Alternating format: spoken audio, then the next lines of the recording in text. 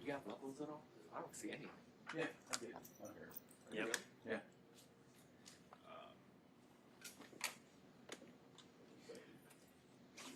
Yeah, I'm getting levels. Yeah, it's definitely there.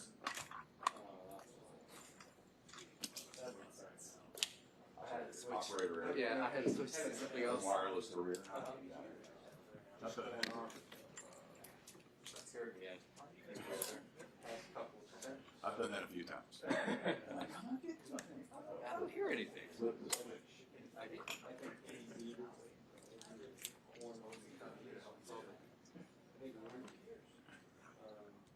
Yeah, I also know that.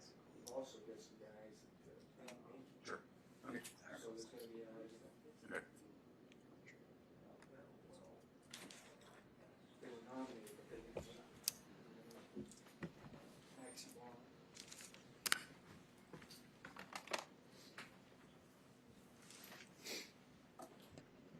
Fire away. To start off, injury updates coming out yesterday, relatively clean. Pretty clean. Yeah, guys are dinged up. Maybe we'll have some guys limited on Wednesday. But for the most part, I feel like we came out of it relatively clean. I think DJ went down for a little bit. Was he okay? Yeah, ankle came back and played. So, again, some guys are going to deal with some soreness this week and things like that. But nothing from this game that should prevent anybody from the next game. So it has a shot to come back this week? We'll see. Yeah, we'll see where that's at right now.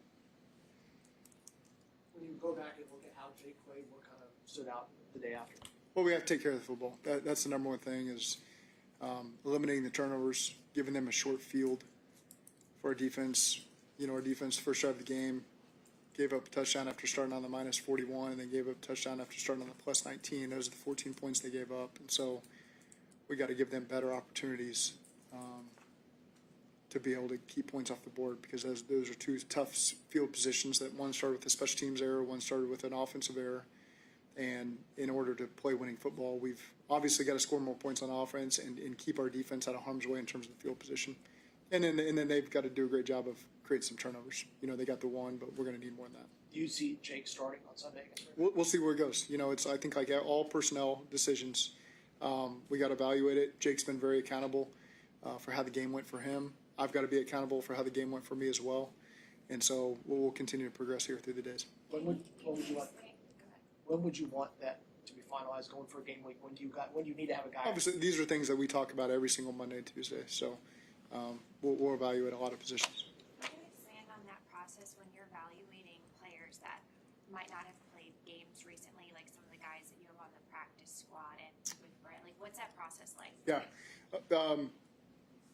It's not always perfect, but we are always paying attention to these guys on the practice squad, what the reps they're getting. We do try to create some opportunities to isolate them and let them kind of give them a stage during practice to perform, which we've done over the years. And so, again, we try to look for assistant position coaches a lot of times to work with those guys as well to try to elevate their game so that we're making progress with them from a developmental standpoint as the season goes on. So that's a critical part of I hate to say the bottom part of your roster, but it's those 16 guys in the practice squad. You're going to be counting on them at some point, and so we don't want them to go by the wayside. We do pay a lot of attention to that. As they're running our scout teams, we try our best to use our terminology so they can picture that and they can apply it, and we can evaluate them as they rep some of the things that we would rep. So there's a lot that goes into that, and trying to make sure that we can fully evaluate for when a situation occurs where we want to call somebody up that maybe we have acquired from somewhere else that wasn't in our training camp or off-season program.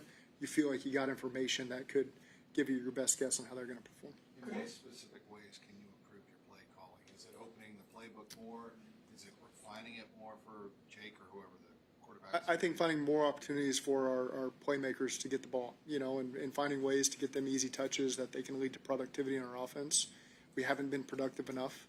I don't worry about statistics right now. I care about wins. That's all I worry about. But at the same time, I know that we've got to get more productivity, and that's more opportunity from a lot of our key guys on offense to be able to get the ball in the end zone. And that's me finding the cleanest ways to get them the ball so they can impact the game. I think you acknowledged in the past that you are very reliant on explosive plays.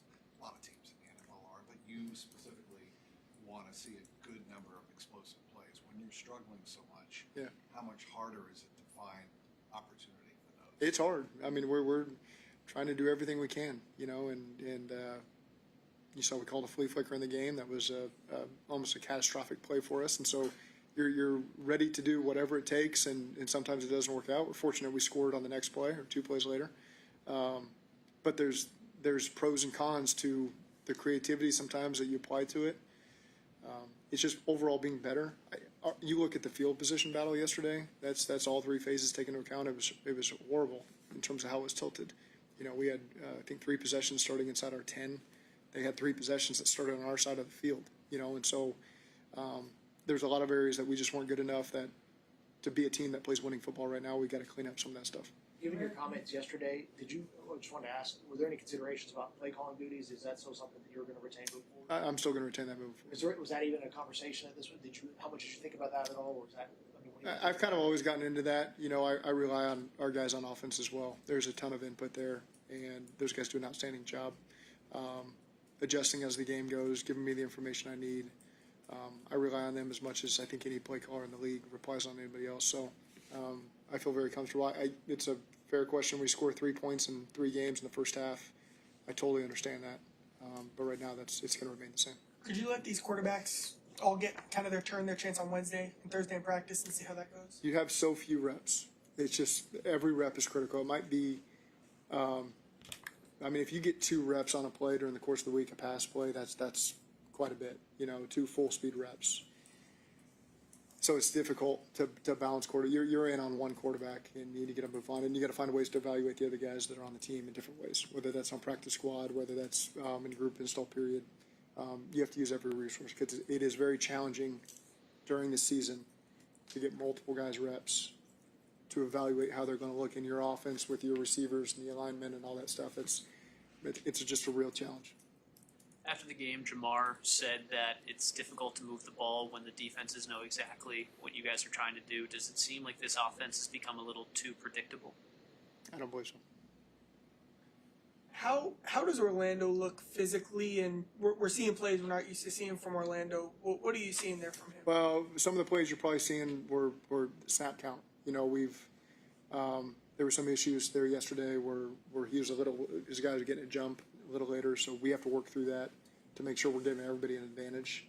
And it's a different reason for each one, really, to be truthful. So I don't know if that's exactly what you're pinpointing there, because that was a couple of them. One of them might have been flea flicker.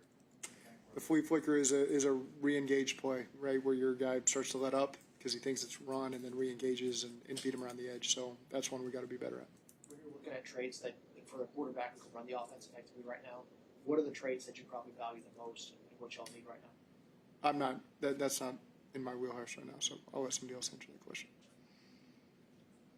A couple weeks ago, I was talking about the importance of improving third down defense. It feels like that's adjustment that is being made positively. What do you like kind of about the improvements you've seen from the third down defense and the blitzes especially? Yeah, I thought they did a great job, man. They, for Denver to, Detroit to walk away with 3 points something a carry. They're not a one-dimensional football team. They can beat you a lot of different ways. And so I thought our scheme did a great job with our coaching staff led by Al and his crew to create a plan that tried to minimize the run game and put pressure on the pass game, which even still with Jared and their skill players, it's a difficult task. But I thought our guys on the back end did a great job. A lot of times we have 5-man fronts, and so you're engaging 5 in there, and that's why you see some of those D linemen dropping because we got 5 D linemen on the field. And so everyone did their part. It wasn't always perfect. They got some plays there, but I thought for the most part they did their best down the field, matching routes, and some of the underneath stuff is what got us. There were some missed tackles there that got us, that if we can just get the guy on the ground, we're in position to minimize a lot of the explosive plays they had. It was more that. It was more underneath, matching of the coverage and getting the guy on the ground.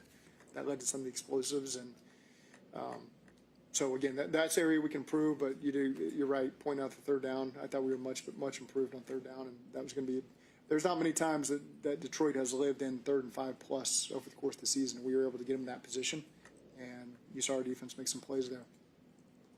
There's, you have 3 guys behind Jake who have been here for a month or less.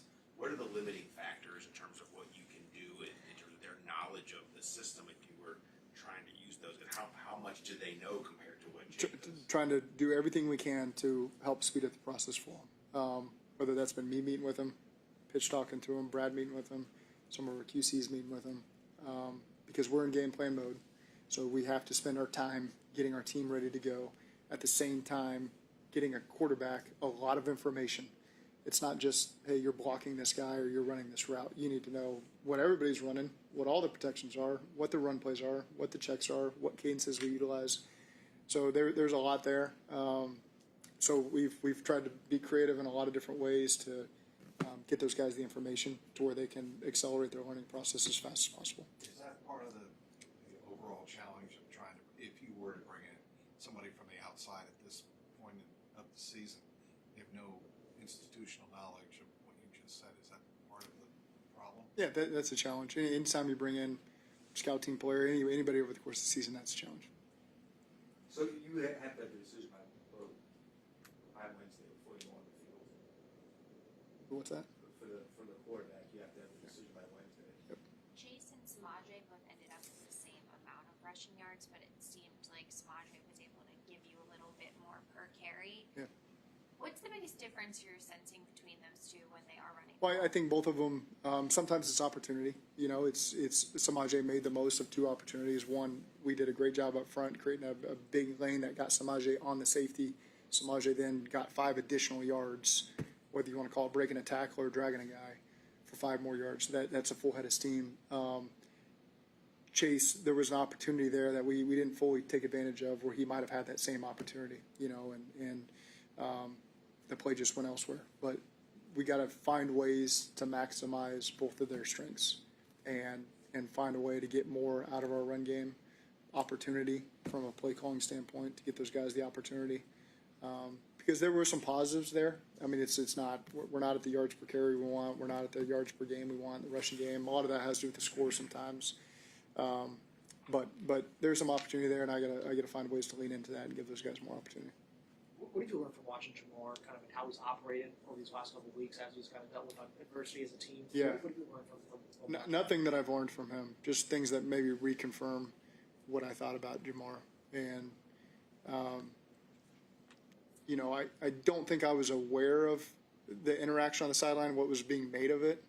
So I don't pay much attention to that because I know where we are, and that's all I care about with me and him. People brought to my attention that it was perceived as a bad interaction, and that's just not the case with he and I. And again, I've said everything I need to say about him. He's carrying us through some difficult things on offense right now, and for him to find two. I mean, he ran a choice route out of the backfield and scored a touchdown on the other side of the field. So he became 1 in the progression, and then he became 5 in the progression, and he made it work. You know, and Jake gave him a great throw. Amarius did a great job trying to finish his block over there on the edge. That gave Jake an extra second to get on the edge, and Jamar ends up on a choice route on the left and catches a ball on a toe tap on the right sideline. Works a double move that really Brad Craigthorpe suggested during the game with some of the coverages they were giving us to work a double move, and scored a touchdown there. And Jamar was able to. We hadn't had a rep of that all week.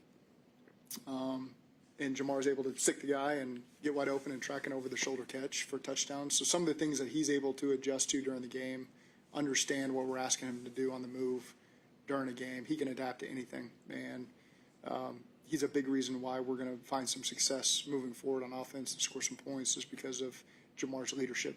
Well, when to that point, when your best players are also some of your most vocal players, Yeah. in times like this, what kind of impact does that have? It's huge. It's huge because the guys at all levels see as a guy that works hard, he performs on the field, is trustworthy, and so his voice carries a lot of weight. Jamar's not always a super vocal guy. I don't think if his default is he wants to talk all the time, but he felt the need that he needed to talk, and I appreciate that he did that because some guys that's just not they don't do it, they don't major in it, and so when they do it, sometimes it carries a lot more weight because guys know he's not vocal. He brings a ton of energy. It doesn't mean he doesn't speak. He brings a lot of energy at practice, which you need. But in terms of addressing the team as a whole, I was proud of the way that he approached that, and it was very significant for our guys. Much more production leading your secondary targets, not named Jamar. Well, that's a matter of opportunity, and so we have not given ourselves a lot of opportunity with getting first downs. So you can always look at the end of the game and the targets and when you're scoring 3 points, you're not creating a lot of opportunities for yourself, and drives are being stunted by turnovers, some 3-and-outs, and so I wish we were having more 12-play drives where we could get everybody covered and create more opportunity for people, and we just starting with me that I haven't done a good enough job getting us in a position where we can utilize all those weapons.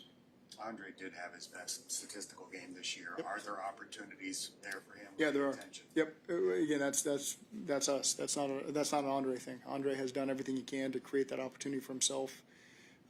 Whether it's run blocking, whether it's blocking down the field on scrambles for other guys, whether that's winning a one-on-one. As we were getting both guys doubled yesterday, and so you put them on the same side of the field and you let Andre work one-on-one, and he comes up big for us down the field. And so he made some big plays for us yesterday, and he's a guy that we can always count on. And it's hard. We have a lot of weapons. And so there's always going to be questions on why did this guy not get this. Well, it's difficult. It's challenging when I've got to figure out a way to get more production out of our offense because we have a lot of playmakers.